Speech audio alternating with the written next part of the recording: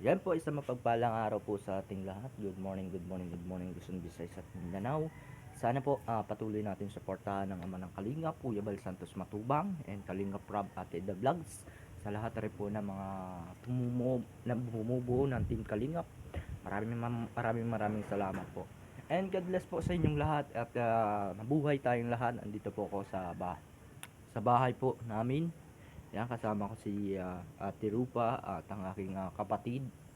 Ayan, at ngayon po mga kalingap ay araw ng Lunes. So yan, Friday at today nakabalik po kami. Nakabalik na ako ng Bicol. Gali ako dating Baguio. So nakasama ko ang buong pamilya ko. Sama-sama kami dito. At tulong-tulong sa gawaing bahay.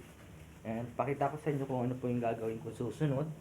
And shoutout po Kuya Bal Santos Matubang and Kalinga Prab at the vlog strategy po ng mga bumubuo ng mga Kalinga pang kababayan.